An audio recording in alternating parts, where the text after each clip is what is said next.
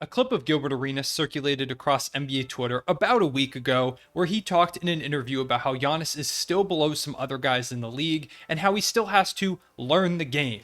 He also talked a bit about how he doesn't play enough minutes to truly be one of the greats. It was odd. Obviously, Twitter responded by clowning the take because it makes absolutely no sense. Saying that Giannis hasn't improved is, to put it bluntly, completely and absolutely insane. He literally won an award called Most Improved Player. Giannis is the best player in the world in my opinion, and that has become a very common take amongst NBA fans. He's incredibly skilled, dominant, and continues to get better. If you don't know, I'm a pretty big fan of Giannis, and so I added to the fire by making a tweet about Giannis's resume in response to Gil's interview, which, at the age of 27, is completely absurd.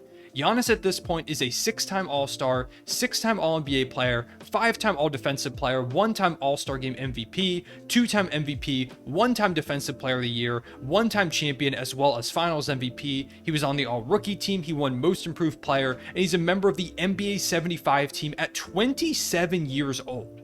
That's wild, and it gets crazier every single time I think about it. In my opinion, Giannis already has a legit argument to be discussed amongst the top 20, maybe even 15 players of all time. And when you really look at his resume in context, he's low-key building a GOAT case.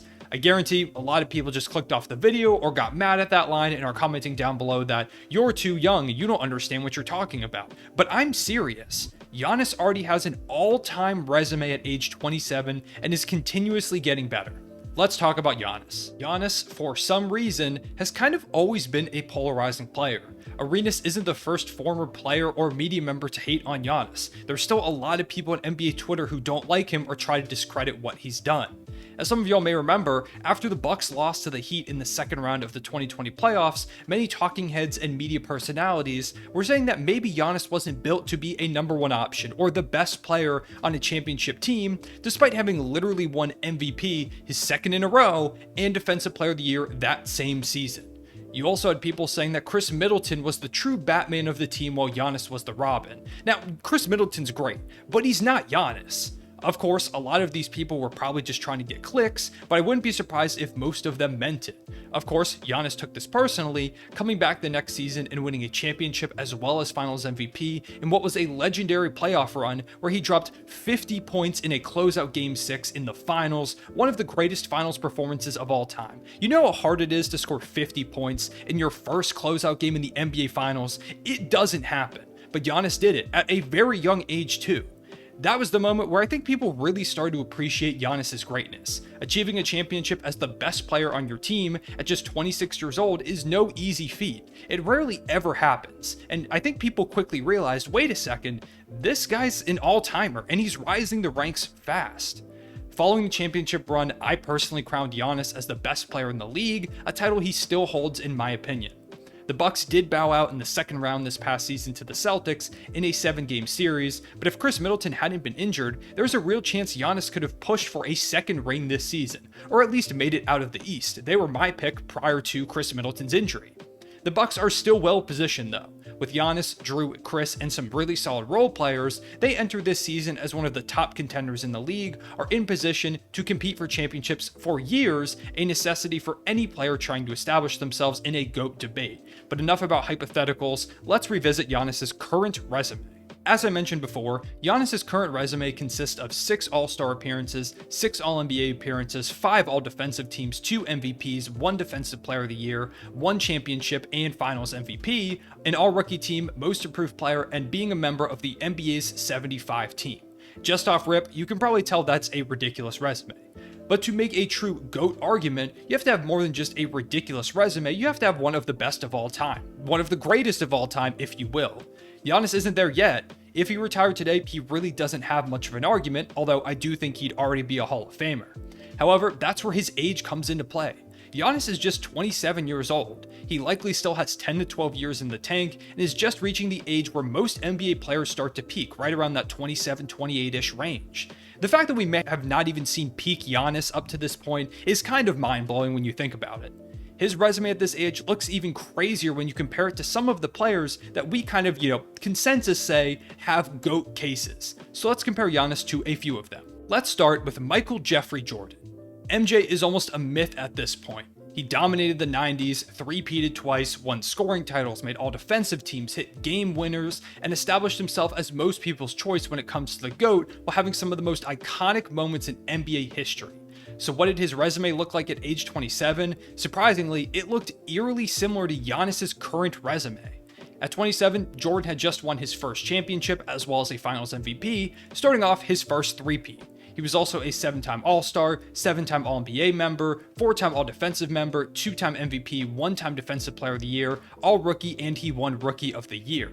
So, he had one more All-Star appearance, one more All-NBA team, one less All-Defensive team, and they're tied in MVPs and Defensive Player of the Years, while also being tied in championships and Finals MVPs. So it's really close. Of course, Jordan at this point was also a multiple-time scoring champ and steals champ, which does give him an advantage, but Giannis isn't that far off. Giannis just barely missed out on scoring champ this past season, and he is pretty well set up to potentially win one or even a few over the course of his career. If he stays consistent through scoring and winning championships, as well as he's going to continuously be on All-NBA first team and make All-Star games, he could catch up to MJ pretty fast. He's got to win championships, of course, like we talked about, MJ three-peated twice, but I also don't think Giannis will retire to play baseball halfway through his career, but then again, I guess we never know. Next, let's look at LeBron James. Bron has dominated the league for years on years. He's made 10 finals, won MVPs, probably should have a Defensive Player of the Year, and has established himself as the GOAT in the eyes of many. In fact, he's still one of the best in the world right now and building his resume at the young age of 97 years old. But what did it look like at 27 years old? At the age of 27, LeBron had just finished his second season with the Heat, where he secured his first title against the young Oklahoma City Thunder that surely came back and won a title, right? Right? No.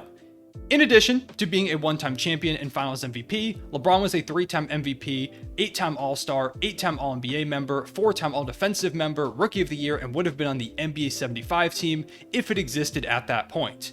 Comparing him to Giannis, LeBron James has one more MVP, 2 more All-Star appearances, 2 more All-NBA teams, and a Rookie of the Year as well as a scoring title, which isn't that crazy of an advantage. Obviously, LeBron has him beat, but it's not by as much as you might initially think before looking at the resumes. Once again, it's pretty close through 2 of the best of all time.